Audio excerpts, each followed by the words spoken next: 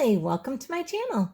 Thanks for stopping by. Today I have a trash to treasure DIY that I'm going to show you, and it's using MacKenzie Childs Royal Check. And I've never done their Royal Check before. I generally do their Courtly Check items, but this I decided I was going to try their Royal Check. So if you like this video, I'd really appreciate it if you give me a thumbs up, subscribe, and hit the bell so you'll be notified the next time I upload a video. Now let's get right into this and let me show you what I found. I picked up this really cute decorative wooden birdhouse at my thrift store. Oh, it was back, I think, just after Christmas or right around Christmas. You can see that my thrift store originally had this marked down for $3. Then they put a black dot on it, which meant I got it for half off. And then I believe that they had it even on sale beyond that. So I think in the end, I only ended up paying 75 cents for this.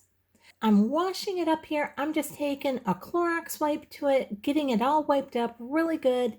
And the first thing I'm going to do is take some of this Apple Barrel white matte paint, and I'm going to give this a complete covering of white paint.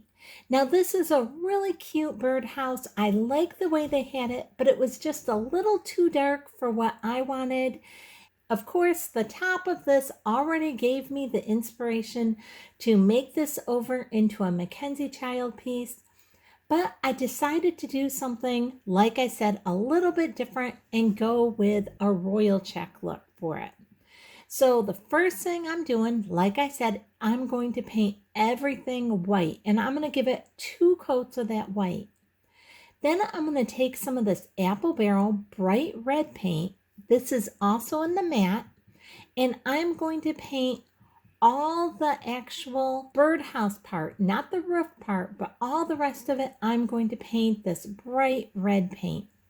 We are going to make this over into more of a patriotic birdhouse, something that I can use throughout the summer. We have so many holidays that we celebrate where we need to get out our patriotic decor, from Memorial Day and Flag Day and 4th of July. And we just have so many different holidays that we celebrate and remember where we need to have our patriotic decor.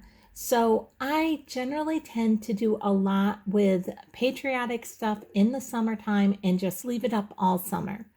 So I wanted something that I could use all summer long. So that is why I decided to go with more of a patriotic theme on here.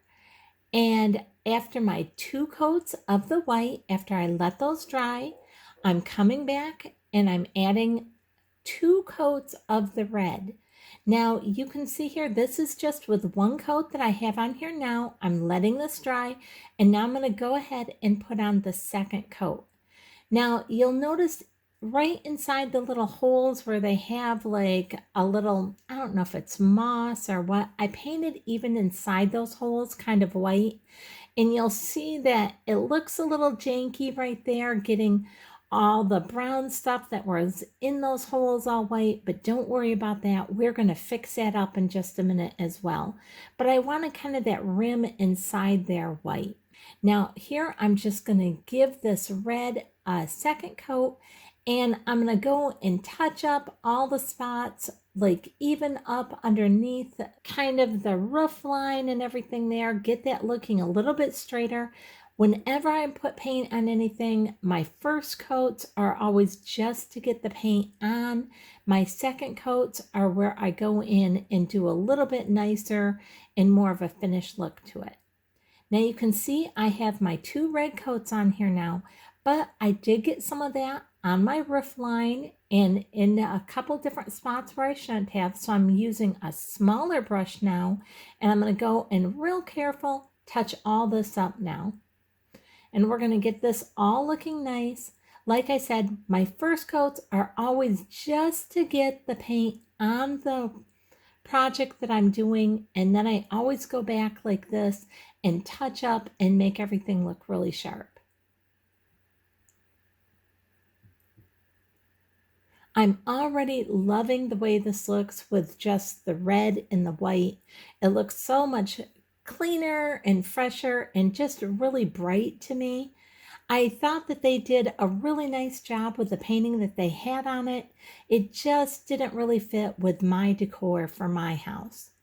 You can see here on the bottom, I didn't paint the very bottom of it, and you can see how much darker that really dark navy blue just was very, very dark.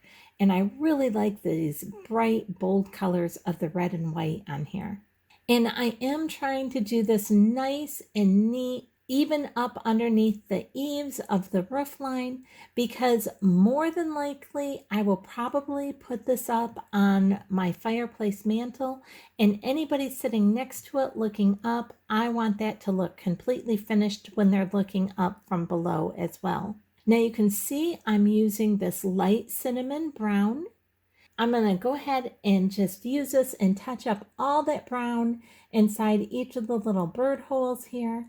Now I'm going to leave that round edge white. I'm just touching up the brown shredded stuff that they have inside each of the holes.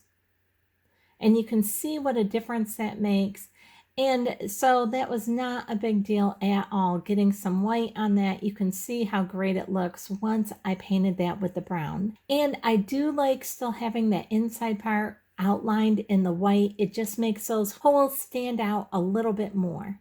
Now I'm just going to go ahead and draw my lines on my roof line for my royal check pattern. And this is the same as it is for my courtly check pattern when I'm doing that. And I'm keeping them, again, about 1/4 of an inch apart. I'm going to just go ahead and draw my lines vertically all the way across my roof line, and then I'm going to draw my horizontal ones.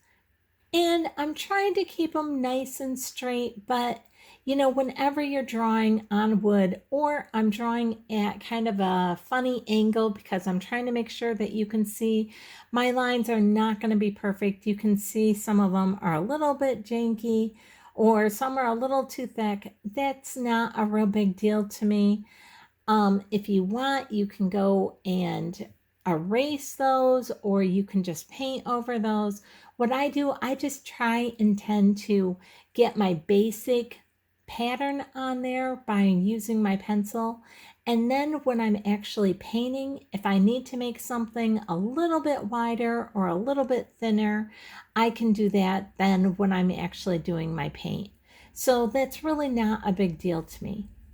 Now, I do try and make sure that my lines are straight across on top. Like where I have my line on one side of the roof line, I will try and match it up coming on this side of the roof line so that my lines aren't completely different from one side to the other side of the roof line.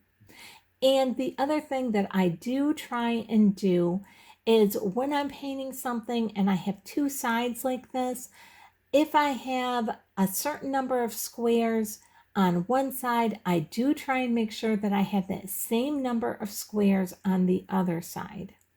And just a second here, I'll turn this so that you can actually see it better here.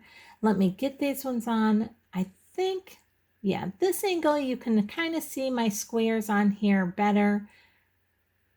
I know with the light, it kind of washes it out just a little bit.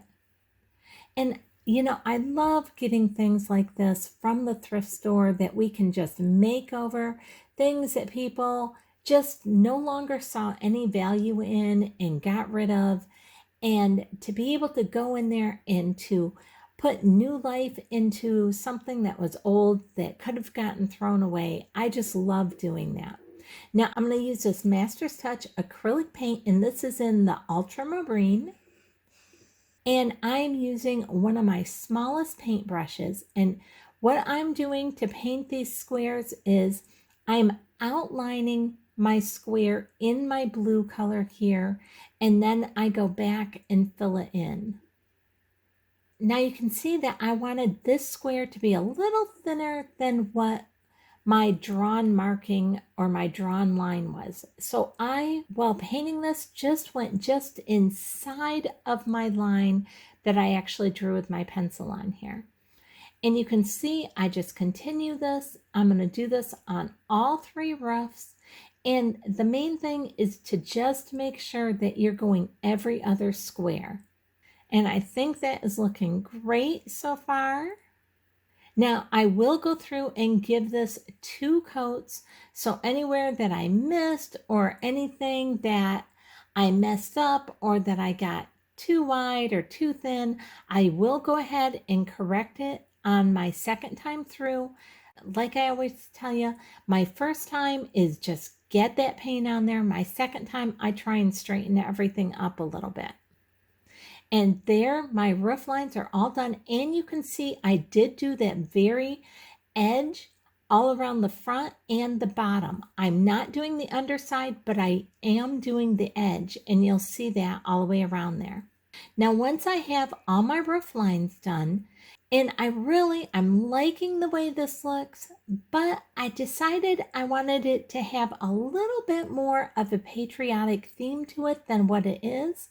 I decided to just go ahead and draw a little bit of like a patriotic bunting here on it. And you can see I'm just kind of drawing my lines here for my bunting. And it's not perfect. You know me, guys.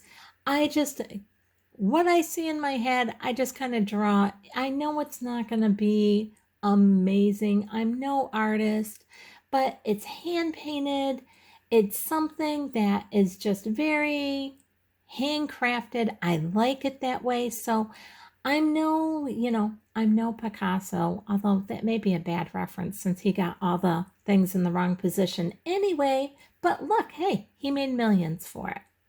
So yeah, I'm no great artist. I just do the most simple drawings, and I don't worry if I make something or get something kind of in the wrong spot.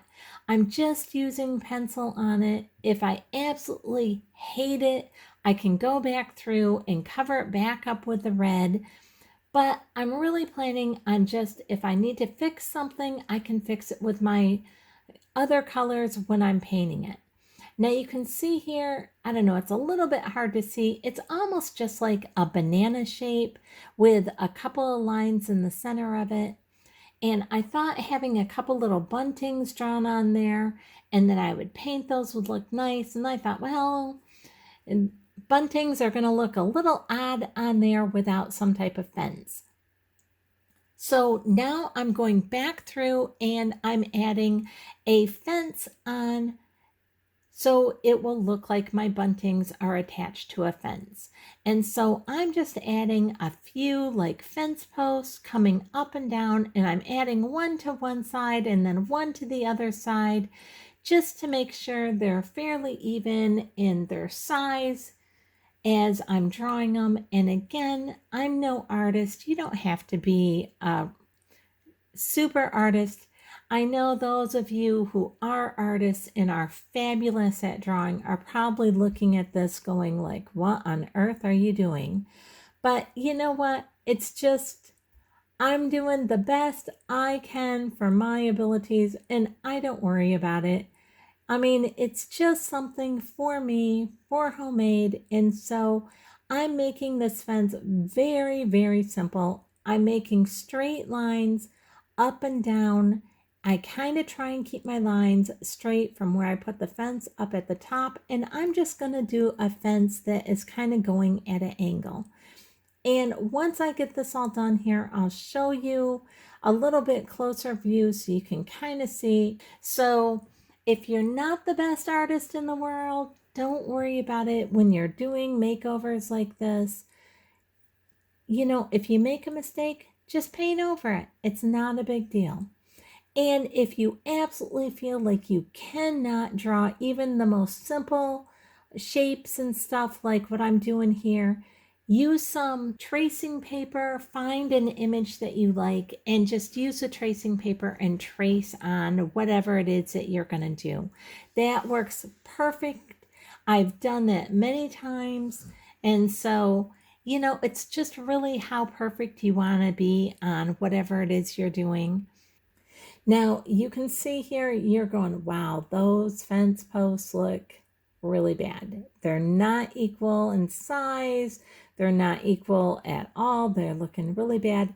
And again, like I tell you guys, my first coating of my paint, whenever I'm painting anything, it's just to get the paint on so I can kind of see where things are going.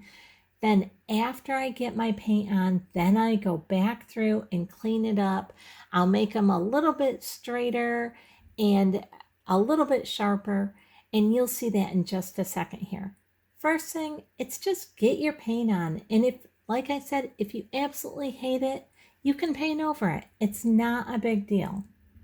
And now we're just drawing this next fence, this picket fence post on here. And I'm drawing the top and the bottom of each of our little pickets here. And where the bunting is supposed to be swagging on the fence post, I'm just not filling that in. I will wait and just add our bunting painted on there in just a second. So my main thing while drawing my pickets on here were just to try and make sure that my pickets were straight up and down from each other, from at least the top part. And like I said, I know they're not perfect or evenly spaced or anything. I'll clean that up in just a minute. And it still won't be perfect, but it'll look a lot better than what it's looking right this second. And I think we need to add just one more picket right here at the very edge. Let me get this one painted on. And you can start to see that this is actually a fence. You can start to see, well, if you didn't know this was a bunting, I think you're starting to get the idea of what I'm doing on here. And now I'm going to go ahead and just paint the other side the exact same. Again, you can see that these are not real straight. And it kind of looks like I have a couple smiley faces in the middle here, but you kind of get the idea of my kind of picket fence coming to a corner right there. And now I'm going to go ahead and we're just going to start painting the inside of our bunting part. And again, this is just get the paint on, and we will go back through and straighten this all up and make it look a little bit neater in just a second. I'm just going to do the center part of our bunting in the white so that we can have our bunting in the red, white, and blue. And I'm just doing it in a little bit of a swag look right there.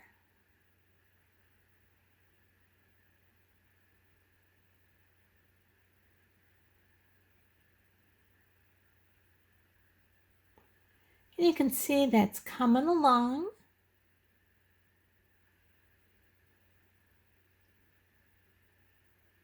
Good, and now I'm going to just do the same thing again to the other side.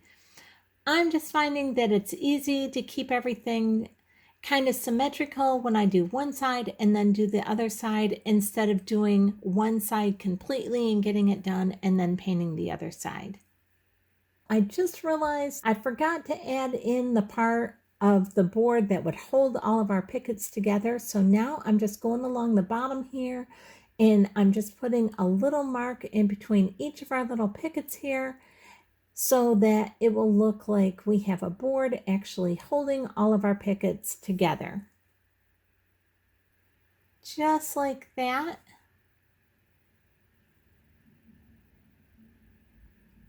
And I think that's starting to come along. It's looking kind of cute. So now I'm going to take my blue and I'm going to go ahead and add the blue at the bottom of our bunting here. And now I'm being a little bit more careful as I add in our blue here because I don't want to get too wild and get too much out of place on the blue because I don't want to have to repaint the white and then repaint the blue. A little bit isn't bad, but I'm being a little bit more careful, and you can see I'm using my smallest brush while I'm doing this. And now I'm going to take my red and I'm going to clean up the red part of our bunting. And this isn't a super fancy bunting or anything. I'm just doing very easy, very common, just your red, white, and blue with a little bit of a swag to it.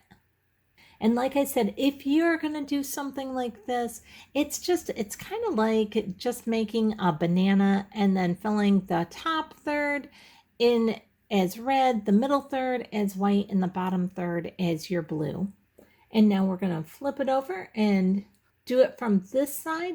For me, it's easiest to just paint from all different angles. I'm not very good at just staying at one direction and painting everything. So I'm always flipping all my projects around this way and that way. And really, it's whatever is easiest for you when you're painting. Turn your projects however you need to. Leave them perfectly straight if that works best for you.